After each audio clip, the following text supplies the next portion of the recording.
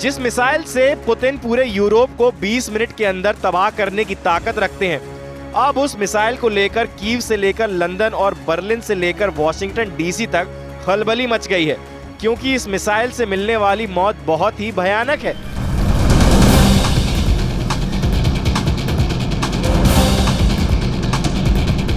चार 4000 डिग्री में यूक्रेन को जलाने के लिए एक बार फिर तैयार हो चुका है रूस।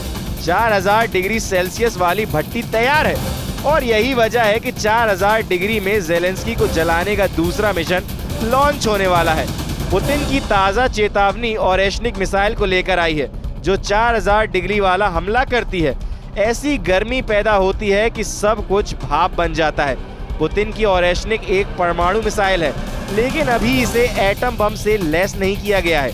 21 नवंबर को यूक्रेन पर जब ये मिसाइल गिरी, तो इसके बाद वॉरहेड कैसे एक के बाद एक निर्दोष शहर पर फटे, पुतिन ने कह दिया कि परमाणु बम जैसा हमला करने वाली ओरेशनिक मिसाइल लॉन्च पैड पर पहुंच चुकी है। रूस ओरेशनिक मिसाइल से फिर हमला करना चाहता है, लेकिन वक्त क्या होगा पुतिन ने ये नहीं बताया। पुतिन कहते हैं कि अगर मध्यम रेंज वाले हथियारों की जरूरत होगी तो हम उन्हें लॉन्च करेंगे, लेकिन हम जल्दी में नहीं हैं।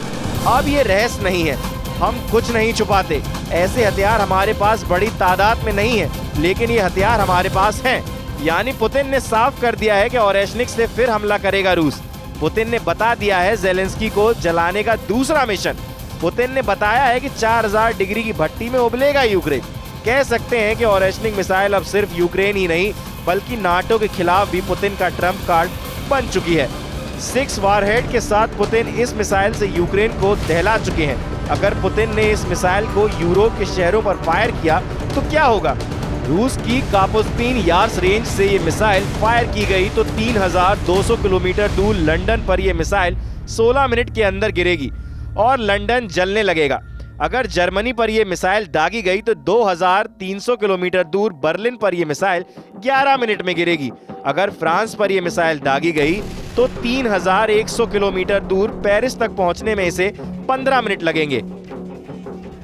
अगर बेल्जियम पर यह मिसाइल दागी गई तो 3000 किलोमीटर दूर ये तो कैपिटल सिटी ब्रेसलेस पर 14 मिनट में गिरेगी।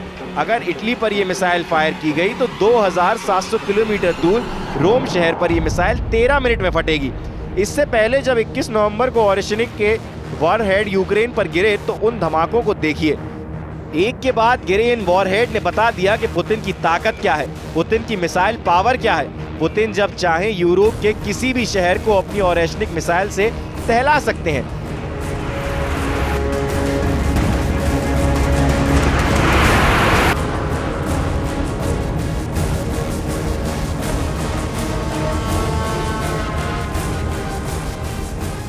आइए आपको बताते हैं इस मिसाइल की ताकत क्या है।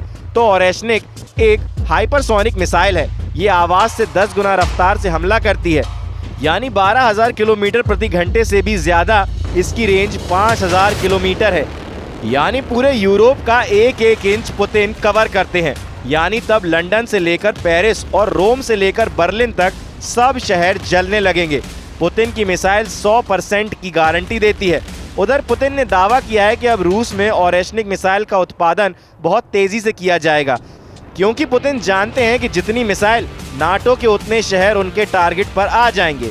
सबसे अहम बात यह है कि पुतिन की फायर पावर नाटो बहुत अच्छी तरह जानता है।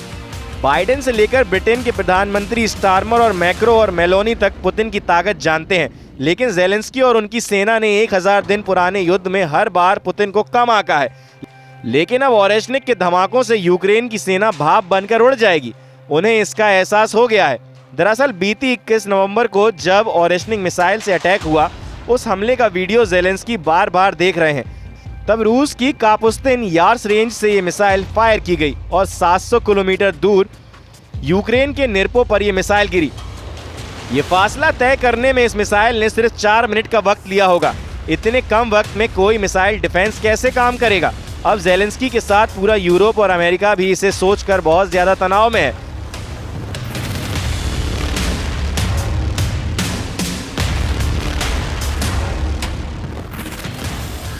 बात यह है कि इस वक्त रूस में कुर्स्क के बड़े इलाके पर यूक्रेन का कब्जा है और पुतिन के साथ उत्तर कोरिया के फौजी भी वहां डटे हुए हैं। ज़ेलेंस्की को यहां अमेरिका और ब्रिटेन से मदद मिल रही है।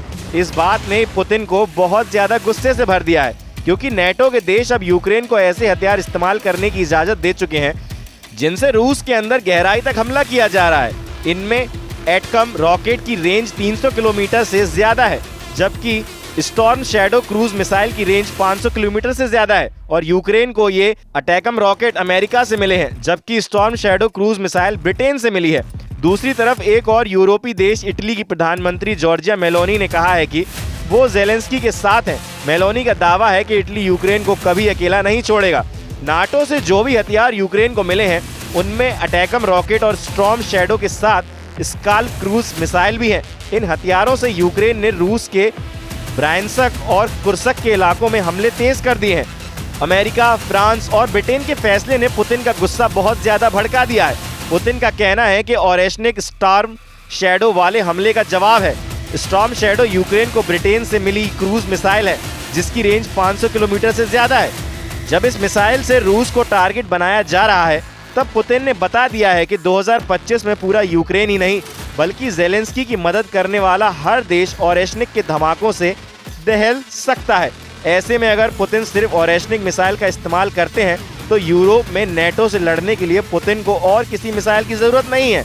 इसमें कोई शक नहीं है कि ओरेशनिक मिसाइल के धमाकों को देखकर जेलेंस्की इस वक्त बहुत ज्यादा डरे हुए हैं। उनका कहना है कि पुतिन अब यूक्रेन की जमीन को अपनी मिसाइलों के टेस्टिंग ग्राउंड के तौर पर इस्तेमाल कर रहे हैं।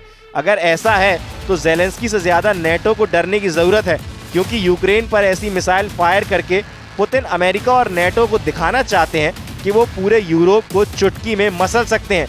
हालांकि पेंटागन ने दावा किया है कि ओरेशनिक मिसाइल पुतिन की RS-26 फ्रंटियर मिसाइल की ही एक नकल है, जो मध्यम दूरी और लंबी दूरी की मिसाइल के बीच वाली रेंज को कवर करती है। एक ICBM यानी इंटर कनेक्टिंग ब्लास्टिक मिसाइल की रेंज कम से कम 5,500 होनी चाहिए, तभी वो लंबी दूरी वाली ICBM की श्रेणी में आती है, जैसे रूस की RS-28 सरमत और RS-24। ये दोनों मिसाइल 10,000 किलोमीटर से ज्यादा की रेंज रखती हैं, लेकिन अभी नेटो को रोकने के लिए पुतिन ने नई तरकीब निकाली और अपनी ओरेशनिक मिसाइल को 5,000 किलोमीटर की रेंज तक ही रखा है। पुतिन चाहते हैं कि यूक्रेन को 4,000 डिग्री वाली आग में जलाया जाए और कोई ये भी दावा ना कर पाए कि रूस ने परमाणु हमला किया है। और अभी के हालात भी जानिए। इस वक्त जेलेंस्की पूर्वी यूक्रेन यानी डॉनबास हार चुके हैं। जेलेंस्की क्राइमिया को वापस लेने में नाकाम रहे हैं। जेलेंस्की कुर्स्क में भी फेल हो चुके हैं, यानी तीनों मोर्चों पर यूक्रेन को लगातार झटके लग रहे हैं। तीनों फ्रंट जेलेंस्की से आउट ऑफ कंट्रोल हो चुके हैं और ऐसे में अब जेलेंस्की के सामने 4,000 डिग्री वाला खौफ है, क्योंकि यूक्रेन को ओरेशनिक मिसाइल से जलाने के लिए एक बार फिर तैयार है पुतिन। उनकी 4,000 डिग्री सेल्सियस वाली भट्टी तैयार है।